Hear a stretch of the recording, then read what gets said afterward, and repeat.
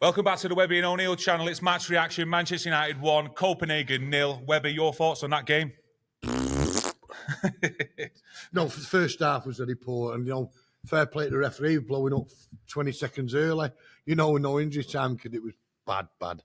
Second half, I thought we started a lot better. I think the introduction of Eriksen, he's a proper player. I think Amrabat's struggling a bit, which shocked me because I thought he did well when he was playing at full back. But it was all about the win tonight. It was no point. Well, it was a win. We've been waiting ages to get back in the Champions League, and it virtually could have been out tonight if we didn't win. And then at the end there, apparently great save by Jeremy Beadle. You know what I mean? Great save. Great, and that's what he needed. You know what I mean? And clean. I thought he did well Saturday. I was going to say clean sheet, but he never got a penalty. But no, it was a great save. Made a good save as well, not long before that as well. Strong arm again, Webber. Yeah. Fair play to him. As a United goalkeeper, you're going to get highlighted more than any other keeper. Seeing the challenger, don't forget it was at the weekend, and it was worse than the Onana one here against Wolves. Never mentioned it. Chelsea goalkeeper. He might have been, they mentioned it once. Onana's got played about 20 million times on Sky Sports News for about a decade. Yeah. You know what I mean? So it's all a part and parcel of being at United. So, no, fair play to him. You could see he was buzzing when he was coming off. The players was, and it was the 3 points we needed, because we couldn't, the draw was no good. So we move on to the next game. Well, we move on to the derby now, but it was impediment that we won tonight. Yeah, we've been talking about scrutiny on Manchester United players. Harry Maguire, he's had more than anyone else, in my opinion, in the whole of the Premier League. Yeah. And the last 2 or 3 performances he's put in have been really good, steady. Man of the match on Saturday, rightly so. I thought he played well. Tonight he scores a goal, typical Maguire, header. Fair play to him. He's playing okay as well, because obviously you look at the players who are out injured, and he's come in and he stepped up to the mark, and he's been okay. So he's been magnificent. He's been steady, and fair play to him. What he's had to go through. I look at that England game where the deflection could only happen to him, the deflection at Hampden Park, and he's getting ribbed and jeered off all the Scotland fans. But no, I think he's a big enough character to deal with that. And it's only helped us at the moment, and it's helped himself, you know what I mean? Because there's a lot of people saying, well, why is he in the England squad? He doesn't play for United. But at the moment, we need him, fair play. And he's come up tonight with a goal, and another good performance by him. Yeah, just sticking on the game, Webby. Do you think our wide players done enough to get in and around Hoyland tonight? Do you think they were all gelling together? What actually made the big change in the second half for us to actually look more attacking in that? Eriksen. He's a proper footballer. He keeps the ball. We just look a better team. I just find it strange because Mount was coming under a lot of criticism, and I thought he was doing okay. Not setting the world alight, but doing okay. Probably one of the better midfield players. He just can't seem to get a game at the moment. Is he saving him for City? Well, we'll have to wait and see. McTominay, he scored the goals against Brentford, and he rightly started at Sheffield United. Obviously scored again. I didn't think he was anything spectacular. But there again, I'm looking at Bruno again, throwing his arms around and moaning and whinging, and just get on with your game, because when you're on your game, we know what you can do. I just think he seemed to be a lot more effective in that second half when he stuck to his position, though, further up the field, so he could be in and around Hoyland. I feel sorry for him in a way, because I think if the manager said to him, right, Bruno, you're at left back today, you play there, you're at right back, you're at centre half, you're at left winger, and he's just one of those players, what'll do that, but we know what his best position is, when it's just behind that centre forward, that pocket to pick it up, because his assist thing is probably as good as anybody in the Premier League. So, do you think he needs to be maybe a little bit more disciplined in the position he needs to play, Webber? And he just tries to do too much. We should take that captain's arm, and I think it affects some players. Some players it affects. It affects their game, and I don't want to see him moaning. It's like me little cousin there, mad United fan. He said, Uncle Daz, I don't want to be Bruno anymore, because all he does is moan and throw his arms down. This is a 6-year-old kid who loves United, been brought up since the day he come out with his mother as a United fan. And he's a 6-year-old telling me that, and he's getting on it, So these professional players make an impression on kids, and we all know what Bruno can do.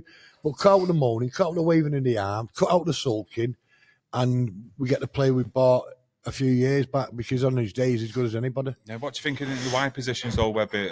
Not just tonight, but the previous 2 or 3 Premier League games. Obviously, Anthony's been unavailable for large part, stop and start season. But, with Marcus Rashford there, does Garnacho need that start on the left and maybe move Rashford on the right? What do you think, or does it stay the same? I said the other day about that Rashford at start. You know, I like Garnacho. I think he deserves his chance. But me, Rashford on the right, no, not at all. We've done it many times and it's not worked. You know, Anthony gives us that stability, tracking back. But do we want that in an £80 million wing? You know, he's got to do more up the pitch. You know, but then obviously we've lost Sancho, which doesn't like he's going to play for the club again, which is a blow. Just for extra players wise and playing on that side of the pitch, but just think we're struggling at the moment, pal. You know, the service to Arlen is just not happening.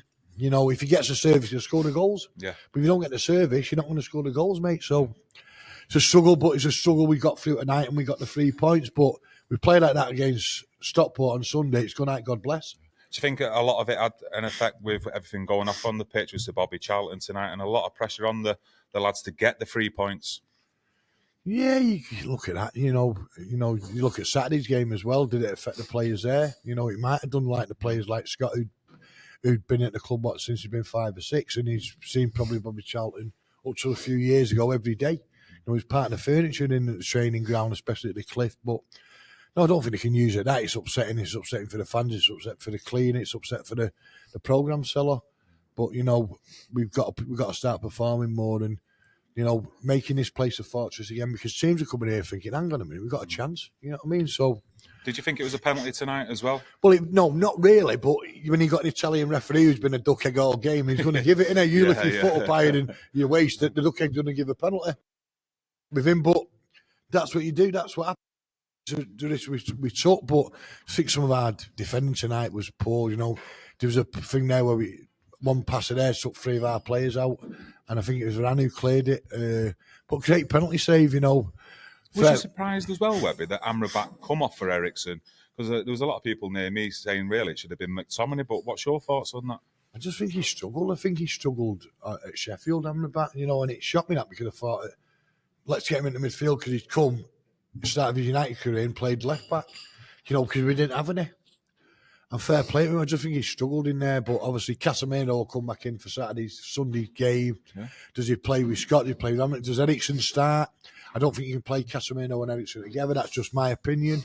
But no, we've got to be ready for it, because, to be honest, I was speaking to one of my pals who's a big City fan, and he said, Webby, listen, we've been absolutely bobbins this year. I said, you've not seen us play yet. Yeah. But he said to him, like, the first 6 games where he played 6-1-6, he said, we were terrible. We were absolutely terrible. And they're saying, he said to me, now he goes all the time, Gundogan, he said, we are half missing him. We don't realise so much till it's gone. And he says, the club only left it till late to offer him what he was getting at Barcelona. But his mind was set up, no, not to get it right. If you got a choice to play at Barcelona or Stockport, you're going to play for Barcelona, aren't you? Yeah. You know what I mean? It's another thing. Day. He's won what he's won. And they're missing players like that. And the kid as well, Mahrez, yeah. He's gone. Obviously, he went for the Bugs Bunny. Yeah. You know what I mean? He wasn't bothered. He'd done what he wanted to do at City. But well, when you're replacing Gundogan with Kovacic, who come from Chelsea, it's a drop down in standards. It's like eating an El Gato Negro and go to McDonald's. That's what it's like, pal.